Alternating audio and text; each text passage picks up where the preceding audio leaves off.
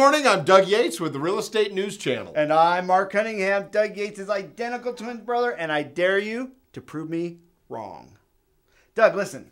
But all over the news and all the blogs and all the websites, the halt of the foreclosures is like blowing up. It's crazy. Can you give us a few facts out there that just kind of just lets us know, what does this all mean? First of all, be it known that if you haven't made your mortgage payment, then really you shouldn't be able to stay in the home. If you're a home buyer that just bought a foreclosed home, you shouldn't worry about it either, because you bought it fair and square and legally, and it would be absolutely ludicrous for a judge to unwind the foreclosure. So based on legal opinions that we've received in the industry, good luck on a judge unwinding a foreclosure. You're okay. You know, I have a solution to this whole thing, and I think it's a pretty good one. So I'd like to hear your feedback on this, all right, if you think this is pretty good. Obviously, the banks screwed up. Would you agree with me? Just a little. Just a little bit. So look, I think what they should do is wipe out all the negative credit and put it off as just satisfied and paid, and then erase all that deficiency. Pretty fair? That would be fair. I think that would be very helpful.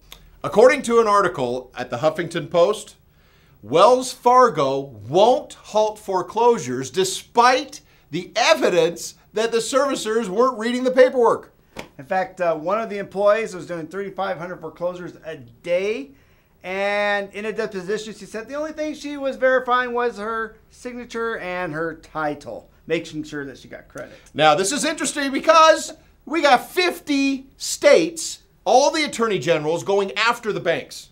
Now, this is big news because it's election year and all the AGs want to prove something. But you know, it's not a big deal, Doug, because they did their own internal investigation and they looked at a few deals and they feel pretty comfortable with the paperwork they were using and said, we got no problem.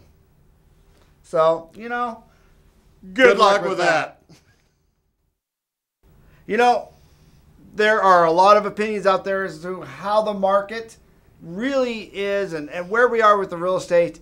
And the only true way to find out what the consumer thinks is to go out onto the street. And so we sent my man, Doug Yates, out there to interview and find out what do people think the market is and where do they think it's going. Check it out. Hey, I'm down here on the strip right in front of the Bellagio asking a bunch of people about the real estate market around the country. It's crazy. All the different types of answers I'm getting. Just listen to this. What's your opinion on the real estate market now? Looks like it's bottomed out. Yeah. You think it's bottomed out? What's your opinion? I think it may go a little lower. Little lower? Little lower. How is the market in Texas? It's not good. It's not good? No. Texas is so good. No. I think it's getting better. Oh, Yeah. okay. Yeah, Yes? definitely. Definitely getting headed up. better. It's heading up. So you've hit your bottom. I think so. I think house values have stabilized a little bit. We're not going to see any more declines in the values. We're actually starting to see some leveling off in terms of the market condition citywide. I don't know how quickly they're going to start rebounding in terms of values going back up. At least they're not going down anymore.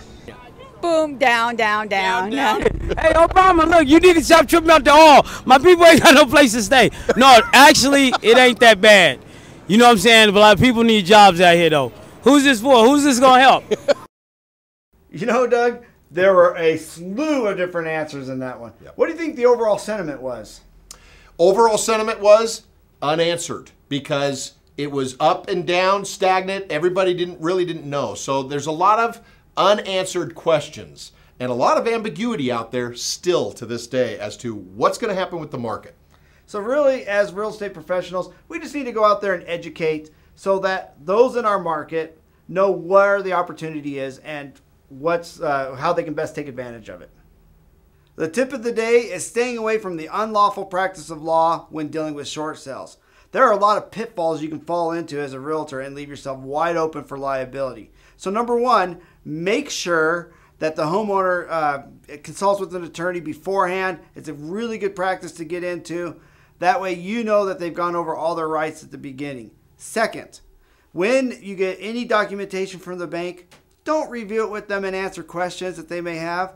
you just simply pass it on and ask them to contact that attorney as well that they initially met with so that he can explain to them what's going on. This is the best practice that you can get into so that you are not giving them any legal advice unlawfully when your responsibility is that of the real estate and that only. Hey, we'd like to thank you once again for watching our show. And if you'd like to forward this on to your family and friends that you think might be interested in this, please go down to the bottom of the email and click on the forward link. And we'd like to thank once again our sponsor, Exit Realty. Did you know they happen to be the fastest growing real estate company franchise in the country? Also in America. Is that the same thing?